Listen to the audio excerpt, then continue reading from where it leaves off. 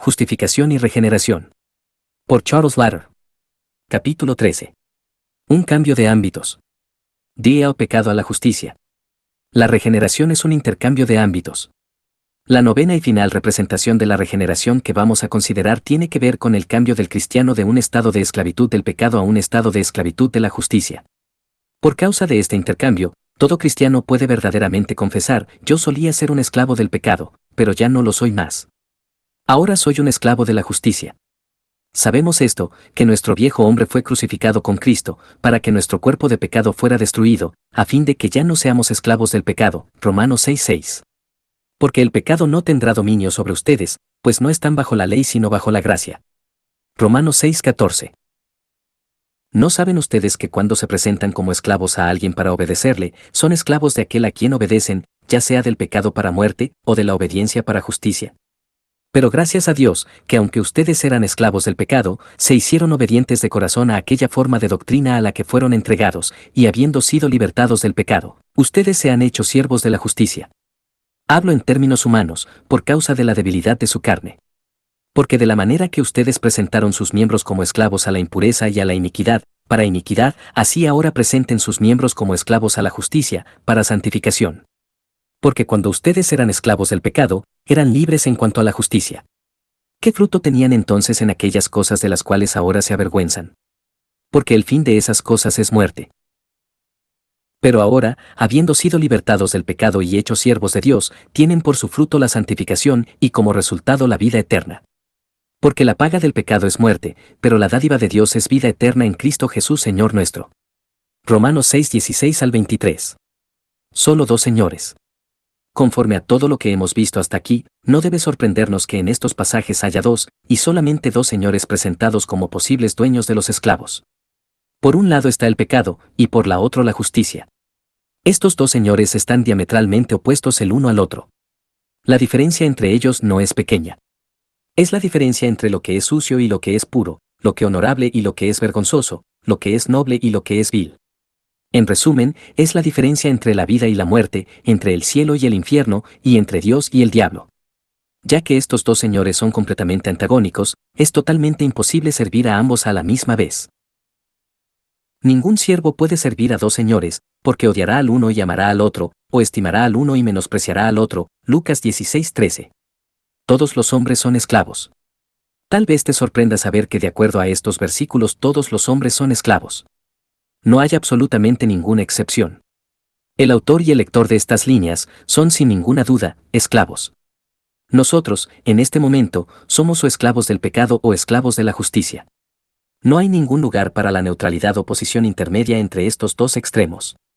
Nadie en todo el mundo es libre en el sentido de no tener un Señor. La única cuestión es si vamos a tener un buen Señor que bendice nuestras vidas con paz o un Señor maligno que nos maldice con muerte y destrucción. Satanás vino a Eva con la perversa sugestión que Dios no era digno de confianza. Cuando Eva decidió probar su hipótesis convirtiéndose en una investigadora neutral, ella descubrió, a través de una amarga experiencia, que no hay lugar para la neutralidad entre Dios y el diablo. Desviarse de la autoridad de Dios es ponerse inmediatamente bajo el dominio del maligno, el ladrón que solo viene para robar y matar y destruir. Juan 10:10. Como la locomotora de un tren que cumple con su razón de existir y encuentra verdadera libertad solamente manteniéndose en la restricción de los rieles, así también el hombre cumple con su razón de existir y encuentra verdadera libertad solo permaneciendo en sumisión a su Creador. Esclavos del pecado. Los versículos citados anteriormente clarifican el hecho que antes de nuestra regeneración cada uno de nosotros éramos esclavos del pecado. Versículos 6, 17 y 20, ¿qué quiere decir ser esclavo del pecado? Quiere decir vivir bajo el poder dominante del pecado. El pecado domina y reina, Romanos 5:21, sobre sus súbditos demandando su obediencia. No pueden no obedecerle. Ejemplos de esta clase de esclavitud abundan en la Biblia y en la historia de la Iglesia. Antes de su conversión, el evangelista Matt Tratter era un borracho desahuciado. Volviendo a su casa después de haber pasado 10 días bebiendo, encontró a su hijito de 2 años muerto en los brazos de su esposa. En la profundidad de su remordimiento, convencido que por su ausencia había asesinado a su hijo único, Tratter juró con lágrimas nunca más tomar alcohol. Pero en menos de 2 horas después del funeral de su hijo, volvió a su casa completamente borracho de nuevo. Tal es la naturaleza de la esclavitud al pecado. Pero no es solo el borracho o el drogadicto que es esclavo del pecado. Todos los hombres sin Cristo están en esclavitud del pecado. Aún la persona que es buena y moral que no tiene vicios aparentes es un esclavo del pecado. Esto es obvio por el hecho que no cree en, ni alaba al Dios viviente. ¿Por qué no se arrodilla ante su Creador en amor y adoración? Simplemente porque su Señor no lo deja. El pecado tiene una llave al cuello de su vida y no le permite hacer lo que es cuerdo, razonable y correcto. El Dios de este mundo les cegó el entendimiento, para que no les resplandezca la luz del Evangelio de la gloria de Cristo, el cual es la imagen de Dios, 2 de Corintios 4:4. Nuestro Señor dice claramente en Juan 8:31 al 36 que ningún esclavo del pecado estará en el cielo. Si vosotros permanecéis en mi palabra, seréis verdaderamente mis discípulos, y conoceréis la verdad y la verdad os hará libres. Le respondieron, descendientes de Abraham somos y jamás hemos sido esclavos de nadie. ¿Cómo dices tú, seréis libres? Jesús les respondió, de cierto os digo que todo aquel que practica el pecado, esclavo es del pecado. Y el esclavo no queda en la casa para siempre, el Hijo sí queda para siempre. Así que, si el Hijo os liberta, seréis verdaderamente libres. Ningún esclavo del pecado permanecerá en la casa del Hijo para siempre, pero la libertad es el derecho de nacimiento de todos los que son verdaderamente los discípulos del Señor. Esclavos a la justicia. Al momento de la regeneración, todo cristiano cesa de ser un esclavo del pecado y comienza a ser un esclavo de la justicia. Pero gracias a Dios que, aunque erais esclavos del pecado, habéis obedecido de corazón a aquella forma de doctrina que os transmitieron, y libertados del pecado, vinisteis a ser siervos de la justicia. Versículos 17 y 18. Note que en estos versículos los cristianos no dicen ser libres del pecado, dicen ser libertados del pecado. Pablo habla aquí, no de una vida sin pecado en este mundo, sino de la emancipación de un amo o señor, el pecado, y de la esclavitud a otro amo o señor, la justicia.